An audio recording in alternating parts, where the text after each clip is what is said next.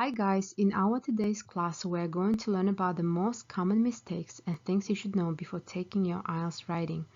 I'm sure that knowing some strategies and tips will help you succeed in your writing section. We'll begin our today's lesson by reviewing the most common mistakes in writing. The first thing you should keep in mind is avoiding using contractions. Instead of writing I won't be home, you need to write I will not be home. So never use contractions in academic writing. The following tip that is very important to remember that writing too few words is not that good. So if you write much less than the required word count, the examiner will reduce your score, even if your essay is really good. So you have to make sure if you are asked to write 150 words in the academic task 1, you need to meet that requirement. And for example, for the writing task 2, you have to write 250 words as well. The following tip we have is actually the opposite of what we discussed just right now, which is writing too many words. Remember that writing too many words is not a good idea too, because as you probably know, or maybe you don't know, that examiners are paid to mark your essays on an hour basis. It means they are being paid hourly, and they will not have enough time to read all the essays. For example, if you write 350 words instead of 250 words, examiner probably won't be able to finish reading your entire essay.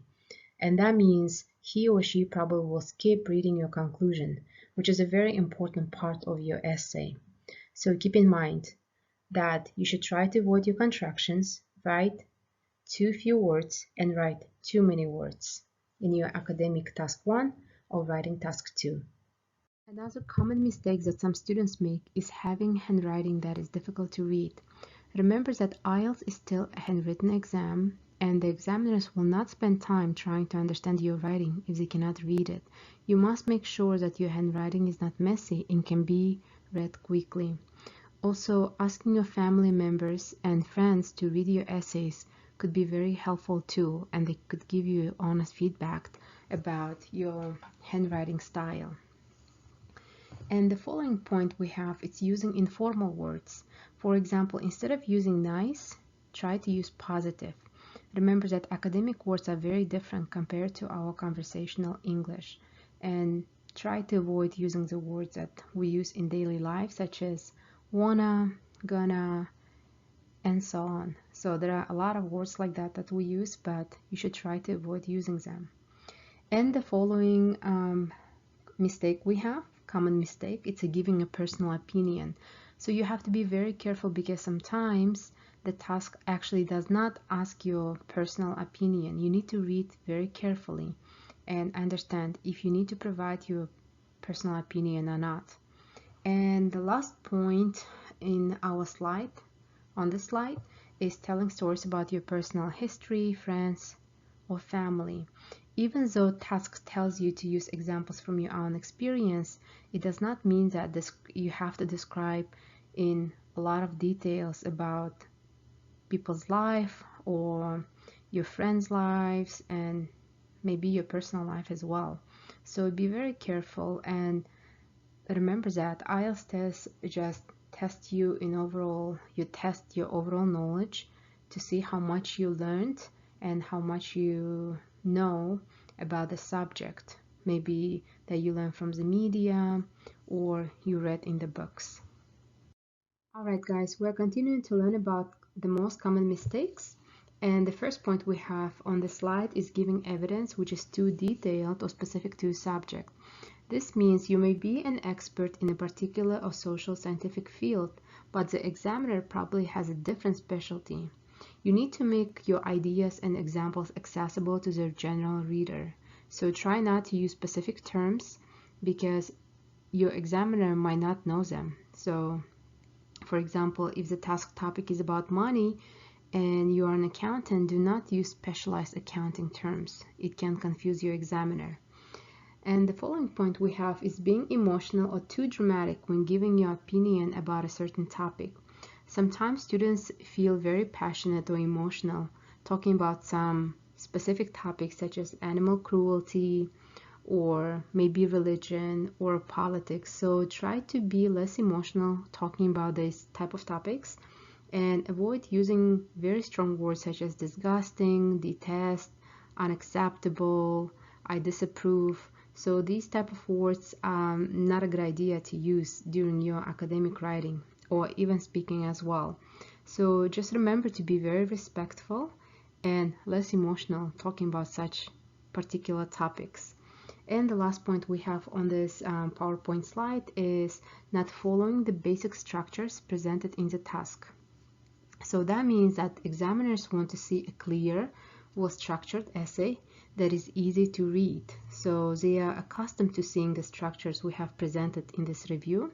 So you remember how we had our introduction, body paragraph, conclusion. So make sure you follow specific structure and you sound positive in your essay and you practice a lot before you take your test.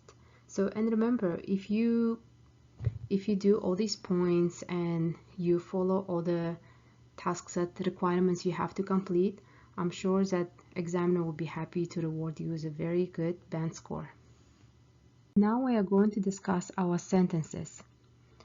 You need to use 4 types of sentences to reach a higher score. The first kind we have is a simple sentence. A simple sentence has one subject and one verb. And here we have an example. Television offers a variety of programs. In this case, we have one subject, which is television, and one verb, offers, which is a verb. And the following type of sentence we have, it's called compound sentence. A compound sentence has 2 or more simple sentences linked by the conjunctions and, or, and but. So if you guys remember before you studied in your grammar class, different fanboys we had, so these are conjunctions that we use. Here we have an example. Some people are not bothered by violent TV programs, but others avoid them. So here you see we have 2 simple sentences. The first one, some people are not bothered by violent TV programs. It's our first simple sentence. And then we have the second one, others avoid them. You cannot combine them without any conjunction, so make sure that you have one of the conjunction from fanboys. So here we have but, and also pay attention how we use a comma before our conjunction. The following one we have, it's our third type of sentence. It's a complex sentence. A complex sentence is made up of a simple sentence or independent clause and one more subordinate clause. We call it also dependent clause. So here we have the following example for this type of sentence. If we do not like a particular TV program, comma, we can easily change the channel. So the first one, it's actually called dependent clause. Dependent because it begins with if, and if you read this whole entire sentence, it depends on the second part of the sentence. It's incomplete. So for example, if we don't like a particular TV program, see, like it's not complete sentence. That's why we call it dependent clause. And the following sentence we have, for example, we can easily change the channel. So if you see the sentence, we can easily change the channel without the first part, it's still complete. That's why we call it independent clause. But remember, if you begin your sentences with if, when, after, so we have many different those words. When you begin with them, you have to make sure that you have a comma in the middle. But if you begin with a independent clause, for example, we can easily change the channel if we do not like a particular TV program. So when you have these words like if and when, even though in the middle, we do not use any comma. All right, so these are our 3 types of sentences. And in the following slide, we will review our last one. And here's our final type of sentence. We call it compound complex sentence.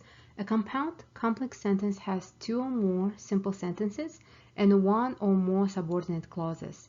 So the following examples look like, while many people avoid watching violent TV programs, comma, others do not mind them and they watch them frequently.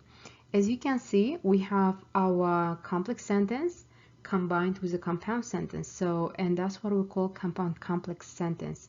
You have a couple of independent clauses or dependent clauses, and you are combining them in one sentence. But be very careful, and then remember that you need to use your conjunctions. So for example, our first part, we have while many people avoid watching violent TV programs, comma, others do not mind them, and they watch them frequently. So do you see how we use conjunction and towards the end? So just remember that and make sure you practice a lot writing such sentences before applying them to your essays. And that's all we have for 4 different types of sentences, guys.